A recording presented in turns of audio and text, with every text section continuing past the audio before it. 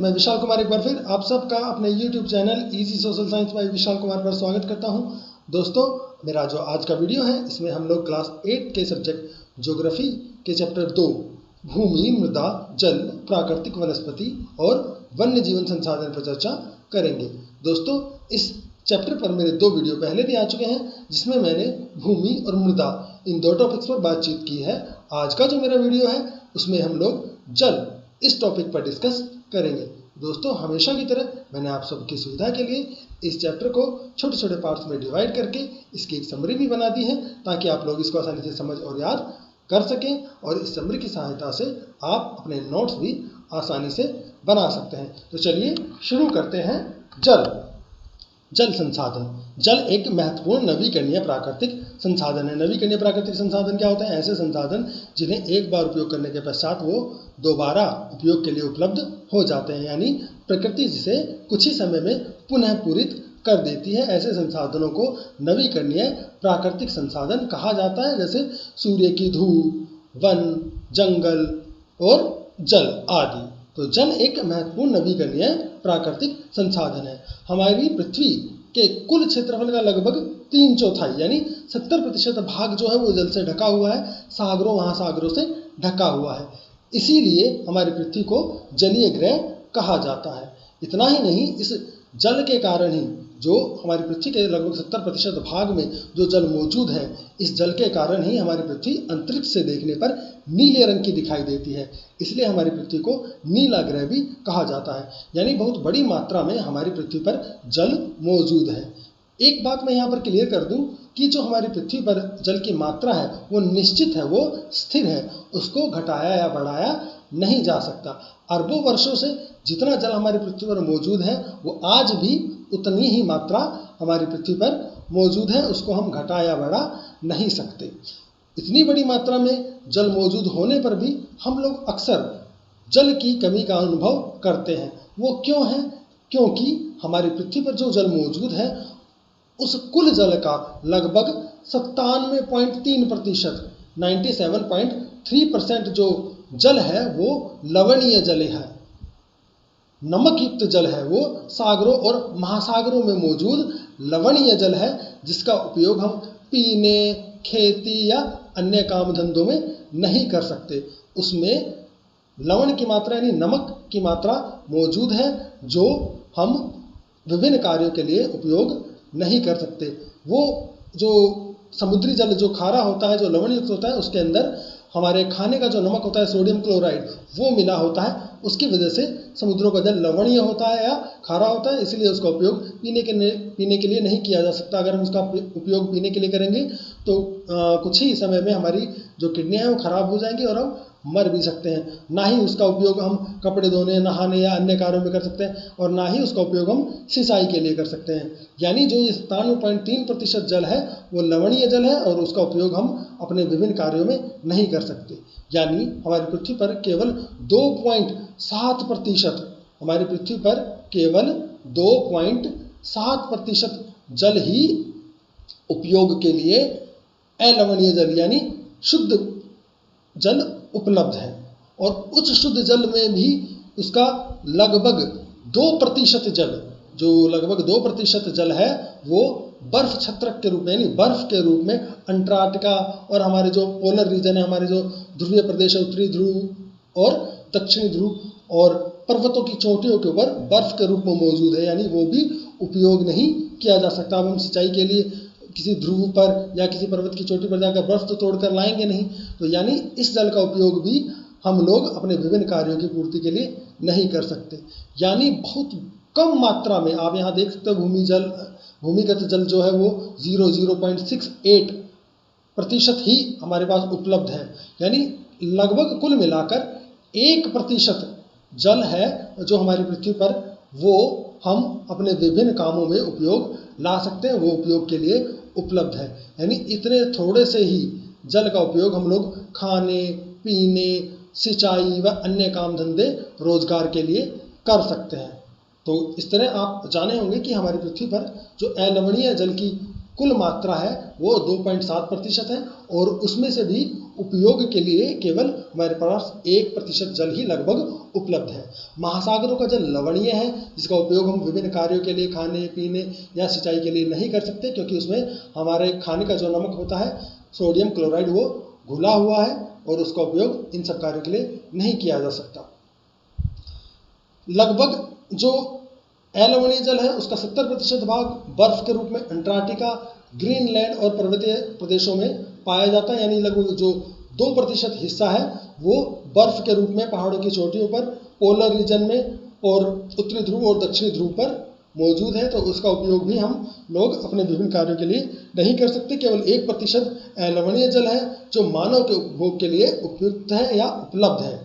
ये जल भौम जल के रूप में, भौम जल, भूमिगत जल को भौम जल कहा गया है, यानी हमारी पृथ्वी की जो सतहें हैं, परतें हैं, उनमें जो जल मौजूद है, जिन्हें हम कुओं के द्वारा, नलकूपों के द्वारा या ट्यूबवेल के जरिए पृथ्वी से निकालते हैं और उपयोग करते हैं, ऐसे जल को भौम जल कहा जाता है। इसके अलावा नदियों और झीलों में भी जल के रूप में मीठा या शुद्ध जल उपलब्ध है, जिसका उपयोग हम अपनी दैनिक ज़रूरतों को पूरा करने के लिए करते हैं। इसके अलावा जल की बहुत बड़ी मात्रा जलवाष्प के रूप में वायु में भी उपलब्ध रहती है, वायुमंडल में भी उपलब्ध रहती है। इस प्रकार केवल कुल मिलाकर 1% जल ही शुद्ध जल के रूप में हमारे पास उपलब्ध है। नेक्स्ट, अलवणीय जल पृथ्वी का सबसे अधिक मूल्यवान पदार्थ है। पृथ्वी पर जल न तो बढ़ाया जा सकता है और न ही घटाया जा सकता है। ये बात मैंने पहले भी क्लियर की थी कि हमारी पृथ्वी पर जो जल की मात्रा है वो निश्चित है, वो स्थिर है, उसको हम घटाया घटा नहीं सकते।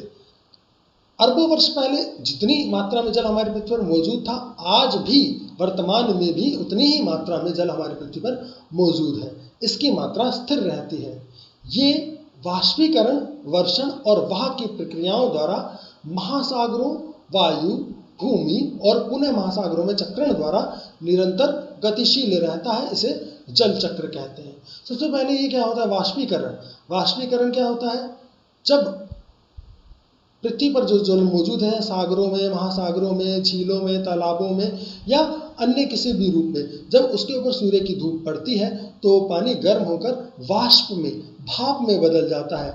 ये प्रक्रिया वाष्पीकरण कहलाती है। हमेशा ये प्रक्रिया चलती रहती है। जब दिन के समय सूर्य की धूप झीलों, सागरों, महासागरों के जल पर पड़ती है तो जल गर्म होकर वाष्प में बदल जाता है। ये प्रक्रिया वाष्पीकरण कहलाती है, यानी गैसीय रूप में पानी बदल जाता है। वर्षण क्या है? वर्षण तो आप जान ही रहे हैं, वर्षा है ना, पानी का बूंदों के रूप में आकाश से नीचे धरती की तरफ गिरना वर्षण कहलाता है। वह क्या है? पानी का बहना वह कहलाता है। आपने नदियों में, नालों में, नहर में या ज़मीन पर पानी को बहते हुए देखा होगा, तो वो पानी के बहने की जो प्रोसेस है वो वह कहलाती है। वाष्पीकरण, वर्षण और वह के द्वारा जो जल है वो महासागरों, वायु, भूमि और पुनः महासागरों में चक्रण द्वारा निरंतर गतिशील रहता है। आपने देखा होगा, इस चित्र में भी देखिए, है ना, ये इस झील पर जब सूर्य की धूप पड़ रही है तो पानी गर्म होकर भाप के रूप में बदल रहा है, उसका वाष्पीकरण हो रहा है। और चूंकि गर्म वायु हल्की होती है, इसलिए ये जलवाष्प और गर्म वायु ऊपर की ओर उठते हैं, है ना। जैसे जैसे ये ऊपर जाते हैं टेम्परेचर कम होता जाता है, और टेम्परेचर कम होने पर एक समय ऐसा आता है जहाँ ऊपर मौसम ठंडा होता है, और इस ठंड के कारण यहाँ पर जो जल वाष्प होते हैं वो संघनित होना शुरू हो जाते हैं, यानी पुनः बारिश की बूंदों के रूप में, पानी की बूंदों के रूप में बदलने लगते हैं। ये प्रोसेस संघनन कहलाती है। यानी जो हवा में जो जलवाष्प मौजूद है उसका वहाँ के ठंडे वातावरण के कारण दोबारा पानी के रूप में बदलना संघनन कहलाता है। और इस संघनन प्रोसेस के दौरान ही बादलों का निर्माण होता है। यानी वो जो जलवाष्प थे वो संघनित होकर बादलों का निर्माण करते हैं, पानी की बूंदों के रूप में बदलते हैं। और जब ये पानी की बूंदें इतनी बड़ी हो जाती है कि हवा उसको थामे नहीं रख सकती, हवा उसको अपने आप में रोके नहीं रख सकती, और पृथ्वी की ग्रेविटी के कारण, गुरुत्वाकर्षण बल के कारण ये पानी की बूंदों के रूप में ये बूंदें नीचे गिरने लगती है। तो इसे हम लोग वर्षण बोलते हैं। आपने देखा भी होगा बारिश को बहुत बार। वर्षण भी आपने 2-3 तरह का देखा होगा, जैसे कि आपका ओलावृष्टि और हिमपात। ये क्या होता है, इसके ऊपर भी हम लोग मेरे अगले वीडियो में चर्चा करेंगे। इसके पश्चात जो पानी होता है बारिश के कारण जो नीचे गिर रहा है वो भूमि के ऊपर बहकर नदियों के रूप में या आप जैसे यहाँ देख पा रहे हो नाले के रूप में वो बहने लगता है, तो वो प्रोसेस वाह कहलाती है। और ये आपने देखा होगा नदियाँ अक्सर बहकर समुद्र में मिल जाती है, यानी ये चक्र चलता रहता है। समुद्र से जो जल है वो वाष्प के रूप में बदलता है और वाष्पीकरण के द्वारा वो गैस में बदलकर हमारे एटमॉस्फेयर में हवा में जाता है, हमारे वायुमंडल में जाता है और वहाँ वायुमंडल में उसका संग्रहण हो जाता है, यानी ऊपर जो ठंडा मौसम है उसके कारण वो जलवाष्प जो है वो पुनः पानी की बूंदों के रूप में बदल जाता है और वो बूंदें जब इतनी बड़ी हो जाती है कि हवा उसको थामे नहीं रख सकती तो वो वर्षण के रूप में नीचे की ओर गिरने लगता है और फिर वो पानी की बूंदें ज़मीन पर गिरने के पश्चात नदी या नालों के द्वारा या ज़मीन से बहकर पुनः सागरों में चली जाती है। इस प्रकार जल का यह चक्र चलता रहता है जिसे हम लोग जल चक्र के नाम से जानते हैं, यानी पानी वाष्पीकरण, वर्षण और वाह की प्रक्रियाओं द्वारा सागरों, महासागरों, वायु, भूमि और पुनः महासागरों में चक्रण के द्वारा निरंतर गतिशील रहता है, इसे जल चक्र कहते हैं। अगर मैं आसान शब्दों में कहूँ तो जल का वाष्प के रूप में, वर्षा के रूप में और वाह के रूप में पृथ्वी के वायुमंडल, सागरों, महासागरों और धरती पर चक्र के रूप में चलते रहना या निरंतर गतिशील रहना जल चक्र कहलाता है। जल की उपलब्धता और समस्याएं। विश्व के कई प्रदेशों में जल की कमी है। अधिकांश अफ्रीका, पश्चिमी एशिया, दक्षिणी एशिया, पश्चिमी संयुक्त राज्य अमेरिका और उत्तर पश्चिमी मैक्सिको, दक्षिण अमेरिका के कुछ भाग और संपूर्ण ऑस्ट्रेलिया अलवणीय जल की कमी का सामना कर रहे हैं, यानी उपयोग के लिए उपलब्ध जल की कमी का सामना कर रहे हैं। अक्सर भारत में भी आपको विभिन्न शहरों, कस्बों, गांव में जल की कमी के बारे में आपने सुना होगा या अक्सर न्यूज़पेपर में पढ़ा होगा, यानी अलवणीय जल की कमी का सामना आज बहुत सारे देश कर रहे हैं। ये भी कहा जाता है कि अगर तीसरा विश्व युद्ध हुआ तो वो जल के लिए ही होगा। एक तो पहले ही हमारे पास हम लोग अभी तक पढ़ चुके हैं कि केवल 1% जल ही उपयोग के लिए उपलब्ध है। उसके अलावा हम जल को विभिन्न अपने कार्यों के द्वारा, जैसे अति उपयोग के द्वारा और प्रदूषण के द्वारा उसको हम लोग दूषित कर दे रहे हैं, जिसके कारण हम जल की कमी का अनुभव कर रहे हैं। अलवणीय जल की कमी के मुख्य कारक हैं बढ़ती जनसंख्या, भोजन और नकदी फसलों की बढ़ती मांग। जैसे कि मैंने बताया अति उपयोग, तेजी से जनसंख्या बढ़ रही है, सबको पीने के लिए जल चाहिए और सबको खाने के लिए भोजन चाहिए और भोजन के लिए हमें फसलें उगानी है और उसके लिए भी हमको जल चाहिए। नकदी फसलें, हमारी जनसंख्या बढ़ने के साथ साथ हमारी अन्य ज़रूरतें भी बढ़ रही है, जैसे कपड़े के लिए हमको चाहिए कपास, जिससे धागा या कपड़ा के लिए मटेरियल बनता है और उस नकदी फसल यानी कपास को उगाने के लिए भी हमको जल चाहिए। यानी बढ़ती जनसंख्या के साथ बढ़ते भोजन और बढ़ती नकदी फसलों की बढ़ती मांग के कारण जल का उपयोग बढ़ता ही जा रहा है, जल की मांग बढ़ती ही जा रही है, जल का अति उपयोग हो रहा है। इसके अलावा बेहतर होता जीवन स्तर, हमारा जो लिविंग स्टैंडर्ड है वो भी बढ़ता जा रहा है। जहाँ पहले हमारा काम 1 या 2 बाल्टी में चल जाता था, आज हमें उससे कहीं ज़्यादा पानी चाहिए। आज हमारे पास कई जोड़ी कपड़े होते हैं जिनको हमको धोना पड़ता है बार बार, उसके लिए हमको जल चाहिए। हमारे पास गाड़ियाँ हैं, गाड़ियों को धोने के लिए जल चाहिए। हमारे पास बड़े बड़े घर होते हैं, घर को धोने के लिए हमको जल चाहिए। तो इस प्रकार हमारे बेहतर होते हुए जीवन स्तर के कारण भी जल की मांग बढ़ती चली जा रही है। इस कारण भी हम जल की कमी का अनुभव कर रहे हैं। दूसरा, हम अपने प्रयोग के गलत तरीकों के द्वारा भी जल को दूषित कर दे रहे हैं, उसमें हम हानिकारक तत्व मिला दे रहे हैं। अक्सर आपने देखा होगा बड़े बड़े शहरों में जो मल मूत्र के जो सीवर के जो पाइप होते हैं वो नदियों में डाल दिए जाते हैं, वो तालाबों में छोड़ दिए जाते हैं, जिससे उन नदियों तालाबों का जो जल है वो दूषित हो जाता है, उपयोग के लिए उपयुक्त नहीं रहता। इसके अलावा खेतों में जब हम खेती करते हैं तो उसमें विभिन्न प्रकार के रासायनिक उर्वरक और कीटनाशक डाले जाते हैं।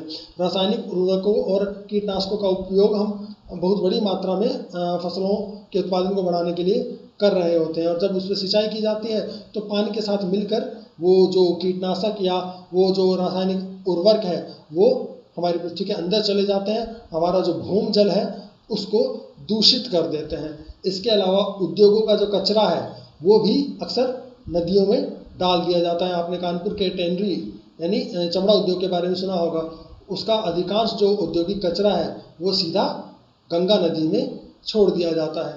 तो इस प्रकार हम औद्योगिक कचरे और कृषि रसायनों के उपयोग के द्वारा और मलमूत्र या सीवर की जितनी भी गंदगी है उसको जल में डालकर भी जल को दूषित कर रहे हैं। यानी एक तो हम जल का अति उपयोग कर रहे हैं, हमको पहले कम मात्रा में जल की जरूरत होती थी, आज हम उसका बहुत अधिक मात्रा में उपयोग कर रहे हैं, हमारी ज़रूरत से ज़्यादा हम जल का उपयोग कर रहे हैं। और दूसरा, विभिन्न अपने कार्यों के द्वारा जल को दूषित कर दे रहे हैं, उसमें विभिन्न रासायनिक कचरे और औद्योगिक कचरे मलमूत्र आदि को डाल दे रहे हैं। तो इस प्रकार हमारे पास जो उपयोग के लिए उपलब्ध जल है उसकी हम कमी का अनुभव कर रहे हैं। तो जल संसाधनों के संरक्षण के लिए हमें क्या करना चाहिए? आज विश्व में शुद्ध जल तक पहुंचना एक बड़ी समस्या बन गई है। यद्यपि जल एक नवीकरणीय संसाधन है, जैसा कि हमने बताया था कि नवीकरणीय संसाधन एक ऐसा संसाधन होता है जो कुछ समय पश्चात पुनः पूरित हो जाता है, यानी उपयोग के लिए पुनः उपलब्ध हो जाता है। जल के साथ भी ऐसा ही है। जल वाष्पीकरण के द्वारा पुनः भाप बनकर ऊपर उठता है और बारिश के रूप में दोबारा बरसकर शुद्ध जल उपलब्ध करा देता है। परंतु जो प्रकृति की रिकवरी रेट जो है, जो प्रकृति का इस संसाधन को दोबारा से उपयोग के लिए उपलब्ध कराने का जो दर जो है, उससे कहीं अधिक दर हमारी इसको उपयोग करने की है, हमारी इसको प्रदूषित करने की है।